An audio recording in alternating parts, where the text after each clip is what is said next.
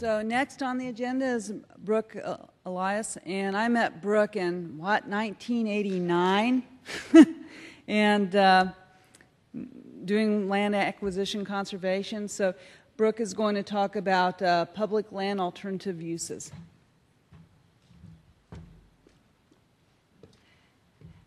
Can all hear me? It's a real privilege to be here and hear from all of you. I want to thank Moran and Jim and all involved in coordinating this wonderful opportunity for us. I think that my topic was one of the bullet points on Jim's final slide. Even if you do get to the point of acquiring, holding title of the land, there could be some bad ideas for what to do with it next. In our county, it's called a public lands alternative use. And because of the success that the previous speakers talked about, all of our conservation lands, it's like Janet and Jim talked about. Some of the people look at those and say, wow, we won't need to spend the time to look for a place for the lift station or to widen the road. The county already owns this land and it will be easy to use that. So quick oversight of what we have done. We use referendum funds, a $250,000 ad valorem tax. We authorize $53 million in bonds. We buy lands based on ecological criteria. We have a willing seller program. We don't use any eminent domain or condemnation. Market-based pricing and appraisals, so there's no regulatory burden on lands in our priority sites that we are looking to acquire. So that means it could be developed at any time, and our program also sets aside 10% of the funding, so we have nearly $22 million for management. So, just to catch up to date on where we are in Sarasota County, we've acquired 67 properties. Another 5 acres just closed yesterday for a total of about 35,000 acres. We spent almost $192 million, but the good news is 63% of that was from county funds, and our very good partner SwiftMud and Florida Community Trust through Florida Forever contributed about 37% for those acquisitions. In 2005, we had a second referendum that expanded the program for parklands and open space. We've acquired 144 acres and 14 properties under that program. And one of the largest ones most recently, if you're familiar with the county, is the Warm Mineral Springs Resort area. So when you look at a map like this and see all these things coming together, hold on, my phone's buzzing. I'm sorry. Yes, hello, this is Brooke. Yes, that is one of our nature preserves. Example of what we were facing. We were getting calls from everything from church groups to Florida Department of Transportation wanting to use our lands for projects both small and large. So, some background. The Commission requested that we set up a process to evaluate these requests. We formed a cross-functional team of many different business units. It took us over a year's time and many stakeholders' meetings, but eventually this policy has been adopted by resolution in 2008. The purpose was to provide a consistent, uniform process that we could use for every request of county-owned land, and it didn't apply to things we already had policies for. I'll confess something else here because I'm typically in my cubicle most of the time working on acquisition contracts and contractual terms. I love to help myself remember why I'm doing all this. So I'm going to throw some pretty slides in along the way of all the critters that are on our preserved lands, including some of our most endangered, our beach nesting shorebirds. But getting back to the wonderful pronounceable acronym of PLOW, Public Lands Alternative Use. The aims are to have the best use of county land, optimize benefits, perhaps even revenues from a suggested use of the land, to ensure that the alternative uses are appropriate, especially for the intent for which the land was acquired, and to make sure that we're compliant for any local, state, or federal regulations. So how does the process work? We have a core team, typically with real property or real estate staff, natural resources, parks, that initially evaluates the request. A working group of all stakeholders that need to be aware of this project are then call together and meet and brainstorm and research all the aspects. If it needs to go to one of our citizen advisory boards, it's reviewed by them. Staff report is generated with options, and finally, administration or commission action to approve or deny the use. Now, for my botanist friends, some of the pretty plants, flowers, and ferns. And I know you like to identify your plants, so I at least have the common names up here for you.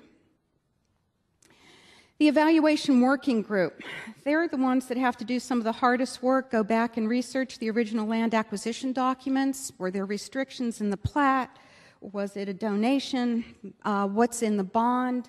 Or financial constraints, title, permit restrictions? Again, as I mentioned before, it can go to an advisory board. But the most important thing is this brainstorming to make sure it is an all-inclusive, collaborative process, and you really have thought of everyone that needs to be at the table. So for a major request, we're certainly going to have a county attorney, real estate professionals, operations and maintenance, parks, natural resources, emergency services perhaps, our water resources staff, and that's what really makes it a success. For a minor impact, it's defined in our policy as a temporary use that doesn't affect the original intent for the property. Typically, that might end with an agreement, say, between utilities in the county and parks in the county to put a lift station on a corner of a park. It's approved internally by an executive team, and a report goes to administration. I'm going to give you a brief example of a minor request. This, if you're familiar with the Inglewood area, is Minnesota Beach Road, State Road 776. This is the 5-acre in-holding we just closed on yesterday so that our Minnesota Scrub Preserve is more intact. But a few years ago, we noticed, and SwiftMud noticed, that this depressional wetland was not retaining its original hydrology or holding water. We thought perhaps it was the surrounding development. So SwiftMud requested that a monitoring well be put on this environmental land. They sent us the as-built. It proceeded through this process, and to give you a brief excerpt from the staff report that went, because this was one of the first ones to go through the process, we used it. The core team decided it was a minor impact. It didn't affect the original intent for the land. Our Citizen Advisory Board added some stipulations, like making sure the wells were camouflage colored, not distracting for visitors or hikers on the trails, and also that the monitoring data be shared with the county. So it turned out that this was a win-win situation. The wells were put up, and we were able to address this in a timely manner and be able to resolve this.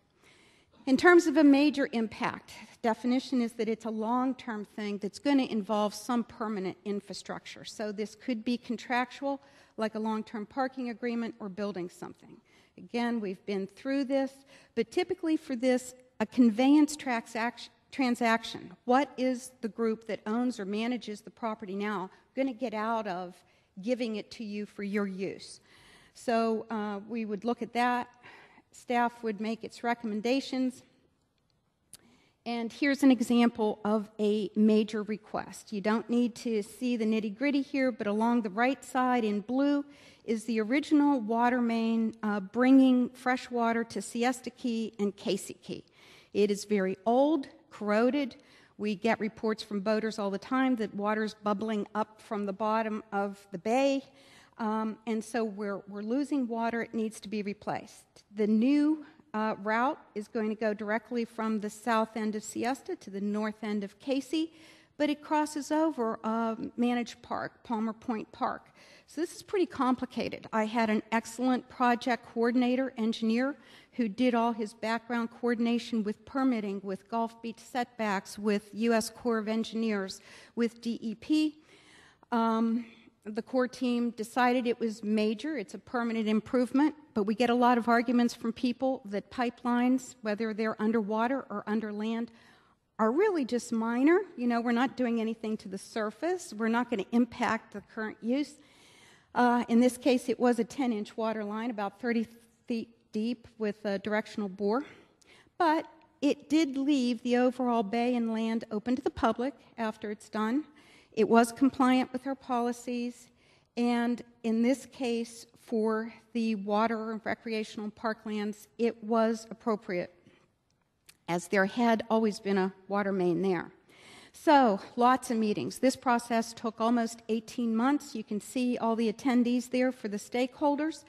And one of the more important ones is our real property folks that then has to crunch the numbers, look at that pipeline route, estimate the square feet, do an evaluation of the land value, either based on the original cost of the land or current value, and then say that, well, that's about $15,000 that's going to need to change hands.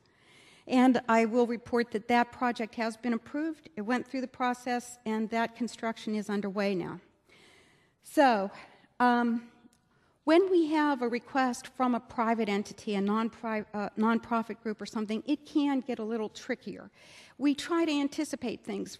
If we've had requests to put in cell phone towers for the last 3 years, it's to our benefit to anticipate that and put it out for bid to get more input through RFP or whatever. We need to be flexible. We need to think about the future needs of the county. One of the things that I think is the most important is what precedent are you setting? It might be a great thing to designate some land for a radio-controlled flying club or community playhouse, but 2 years from now, when you get another request from another theater group or group that wants to do something with automated toys on your lands, are you going to be able to say yes to them? Are you going to be able to be fair? We will not review mitigation requests from private developers on our environmental lands unless it does not alter any hydrology, vegetation from historic native habitats. We will consider requests for mitigation on other county lands that did not come from the dedicated funding for this program. So again, something else to rest our eyes, this time a vista. If you've not been to Myakka Island's Point Preserve, it's on the border of Charlotte and Sarasota County in the mouth of the Myakka River, what we were talking about in the speakers before me in the estuary program where the Myakka opens up. It really has a diversity of habitats and nice trails, and the land manager is here today, Chris Meyer, if you'd like to talk with him. So the most difficult, tricky ones. What if it's not compatible? Absolutely, you know for sure, with the original reason the land was purchased. Well, these are the actual questions in the policy, so these aren't random questions. We ask the same questions each time. Does it enhance the market value? What about the environmental value? What about providing essential services? Is this road widening really going to add to a very necessary hurricane evacuation route, like the widening of River Road? All of these things have to be balanced one with the other. Would an approved use somehow constrict us in the future or compromise things? And does the benefit justify the impacts? Another very important one, I think, is does it benefit the entire county population, or is it only going to be for a very small group, like a hobbyist group that's mainly going to use that square feet of land? So these are some of the more difficult questions we were tackling, but talking about the greater public good, birding, biking, canoeing, again, the reason we all do what we do. So to recap, this is thrown on your desk. It's hot. It has a deadline. It's supported by at least some of your elected officials. How do you proceed? We have a core evaluation. The evaluation working group does the heavy lifting and provides and generates a final staff report that's resolved with an agreement or resolution approved by the commission, allowing reimbursement for the group providing the land as well as the project to begin. So that gets the ball rolling. If you have any questions, I have a question for you. Can you see another one of our listed species hiding in this picture? We've been very lucky from our motion sensor cameras. We've been documenting the panther which are coming up from the south through the wonderful landscape scale corridors that Jim highlighted for us. And we've been getting some photos of them. So the actual resolution with this policy I've provided to Moran, and it will be made available to the participants, but if you have any questions. Wow, questions.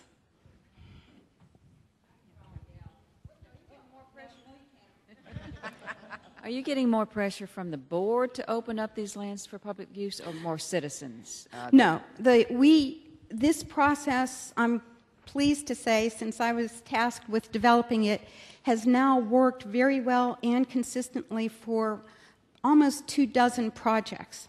From encroachments, historic chronic encroachments of neighbors on county lands, to a temporary use might be a church group that just needs some county property 3 hours a week for their overflow parking, to the big ones that I wasn't kidding when I said a 72-inch diameter pipeline extending across the county. So it's mainly coming from government agencies, FDOT, maybe a water authority, Peace River Water Authority, or small local groups. I have a question on how you might be dealing with and addressing the public concerns with regard to the U.S. following some of the UN Agenda 21 initiatives with regard to reducing private property ownership and the rights of private property use. I'm sure you're aware of that. It's a growing concern that keeps coming more to the forefront, and I'm just wondering how you're dealing with that, as well as the county and the other conservation agencies. Well, my training is in biology and not in legal aspects, but you're referring to the overall private property rights movement, and are you referring to it from the point of view of acquiring the land or conservation easements?